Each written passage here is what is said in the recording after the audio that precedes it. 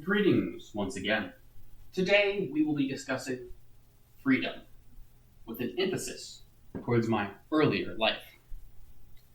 Now, freedom is inherently tied to a difference between freedom and security. People are naturally free. All of these governments, clans, companies, all forms of power restrict freedom.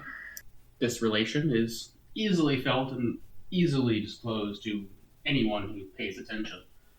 In your everyday life as a listener on Earth, you inherently have the choice to take the safe job of joining a company, the government, or a more dangerous path of creating your own company, taking your own path. You are more secure in these casual governmental or company jobs as you get a consistent salary, consistent benefits, but it's a lot less likely you're going to drastically succeed if you don't create something by yourself. I won't delve too much on some earthly topics. When I was much younger, I was yet to be immortal, so I needed some method to develop a path towards immortality. And the easiest way to do that is to borrow upon other techniques, see how other people have done it, and then make something on your own. Naturally, you don't want to borrow too heavily so you're not intertwined with their path. Ideas and paths forward are incredibly beneficial in all scenarios. So, I was young, a child, growing up, and I had to make a choice. Joining a company, a government, or going out on my own as a private being. Now, you might immediately think that I went out on a private decision, but that is simply not the case. I was absolutely confident that I would easily be able to develop my own path. So there was not much reason to take the riskier approach. I was confident that within my standard lifetime, I would be able to develop my path and improve upon it enough that I would be able to live forever.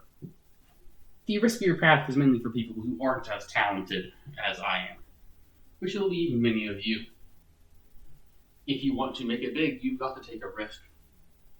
Of course, on Earth, making it big isn't as important since it's unlikely you'll live forever anyway. So, for myself, I had the choice between a company or government job, both pretty secure. However, the government is naturally extra secure.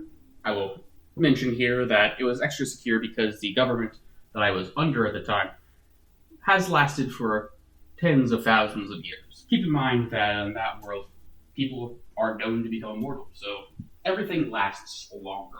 Companies are always a bit more dangerous because the government can just target the company and shut them down. And as a company, if people don't like what you're doing, they just won't join you anymore and then it's gone. You have the potential to fall out, and then you lose your job. You lose your security. So the government. Inside of the government, there are different paths. You can be a desk job. You can be a manager. You can be a police officer. You can be part of the military. However, as I wanted to create my own path, I needed techniques. And there aren't many areas where you can gather techniques. There is the military, the police force, and, of course, the Inquisition, or secret police, or whatever what you call it. Those are the three primary ones. There's some smaller areas, like private investigations for taxes, but the individual investigators don't get much. So, I had those three options. The Army is the worst of the choices, because the country I was in has not been at war for a very long time. It was a very stable time period. There were a couple of different kingdoms and empires, but they were all large, sturdy, and nobody wanted to be the first one to crack. Once again, people are mortal. When you're mortal, it's a lot easier to take the safer approach, as you know that you'll last a while. And you will be engraved in history, no matter what you do. So, Secret Service, Police Force. Secret Service is a lot riskier, and that would tie me down too much, since I planned on abandoning my position once I developed. And in doing so, I wanted to cut all ties. It's a lot easier to retire as a police officer than it is as someone who is joined the higher ups of the country. You know too many secrets, they don't want to let you go. So, police force. It's never a bad job. Generally, you earn respect. There are, of course, some locations where that isn't the case, but if you live in those areas, you shouldn't have become a police officer in the first place. As a police officer, you need to advance to get better and better techniques, of course. Somebody who's the director of all police officers is going to have the best stuff. And then slightly down, people get less and less. At the low bottom, you ain't getting nothing. So I needed to rise in the ranks. I was confident in keeping it consistent, but I didn't want to rock the boat. I didn't want to become the director. I wanted to become someone who's roughly 3 layers down. The director, deputy, and then me, along with the other dozens of people at that level. At that point, you're safe, people don't notice you as much, and you're quite wealthy, talented, and have many benefits. So, I needed to rise in the ranks. Now, how do I do that? The one I eventually decided on was to tie myself to someone who I knew would rise in the ranks. Now, you might be wondering, how do I know someone's going to rise in the ranks? You've actually got to make them rise in the ranks. And that's quite easy to do as long as your morals aren't tied too tight.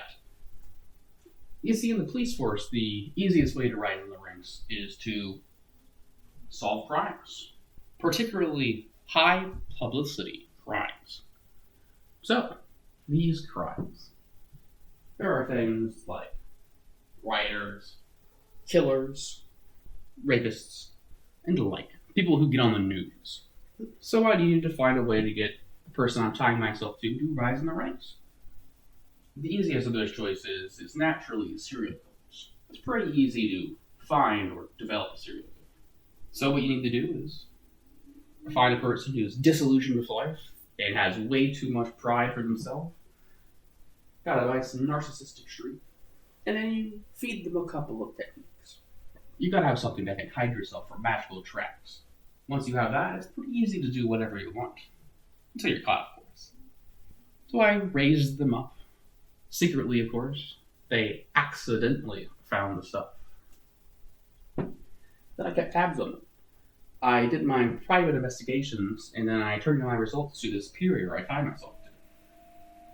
I naturally left the connections a bit open so I didn't tie everything together. And then, the person I follow miraculously solves the case. Of course, they put my name down as someone who's helped, and they praise me a lot. But the main thing is that I'm now tied with them. They know me, they trust me. And since I've been helping them so much, they very much trust that I will not try to rise above them. You just gotta do it again. Actually, there's copycats. There's people who've been inspired. Nobody will suspect a chain of serial killers. Go after 5 or 10, just don't take it too far. Once you get into the double digits, it becomes a bit more of a problem for the secret police. So you ended up being find someone who really wants to have a go, who goes wild, and lead your superior directly to them. I have to say, it worked swimmingly. I would not suggest this particularly for someone on Earth, as there's not much point to it. It's not like you get some super high benefits for getting super high up in the police force. And of course, there's also the fact that it's a lot harder to hide your tracks here. There's no magical secret. You can't just disappear your tracks. At the current technology, you're gonna easily be discovered. Unless, of course, you're someone like me. I'm a genius, what can I say? But once I hit the peak, I rose the ranks, I followed. I collected what I was owed. And, of course, I did my job. One important thing that people don't really realize when they're trying to be sneaky about rising the ranks is that they do need to still do their job. People notice when you're lazy. People notice when you don't do what you should be, particularly as you rise in the ranks. A janitor on taking the night shift might be able to slide by doing half of what he's supposed to. But someone who's a couple steps below the director is going to be in the eye. Now, once you've risen to the top, or near the top for me, you want to stay there, of course. Before I continue on, though, I'd like to specify that if you're not me, I would highly suggest going to the top, as you would likely need the aid of that position. Of course, if you're more brilliant than me, all the more to you. Go for it.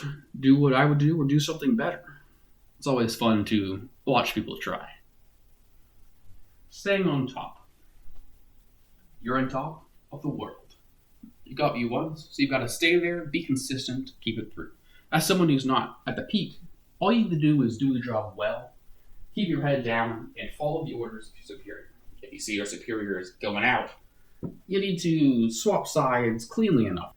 That ever happened to me. The person I tied myself to was naturally brilliant.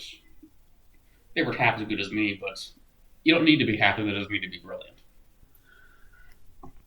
Once you've advanced enough, I would highly suggest to build up a set of supporters by yourself. Naturally, there's people above you that you want to trust you, but you also need people below you that trust you too. If you need something to get done so that you stay where you are, you need some reliable support. I'm only going to touch on this a bit on how you should do this, but inherently just be nice to them, treat them a bit of quid pro quo never hurt anyone. And for the final point of discussion, I think I'll mention what to do when you're trying to leave a job that you've so steadily kept. Once I've discovered my path, I naturally needed to skip town for a very, very long time. So I would hide the fact of my lack of aging. It's something that you always want to hide until you're quite strong enough. And trust me, that's not going to happen for a long, long time.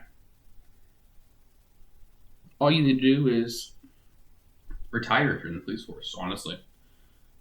It's not odd that a police officer is just ghastly and abandoned by reality. They've seen the horrors of the city. They just want to leave it all. Go out to the wilderness, get a nice cabin, and live out the rest of their days. So I followed the story, and that is what I did. Eventually, I slowed down, I grew old, and then I happened to fall down. And what do you know, I had a nice son waiting for me who just looked a lot like me. Well, if you wish to follow what I've done, I would suggest being a bit more interactive about it. You aren't as great as me. Unless you are, of course, and then I'm sorry. But you really do need to risk some in order to get some. And that's all I have now. As always, you must listen more.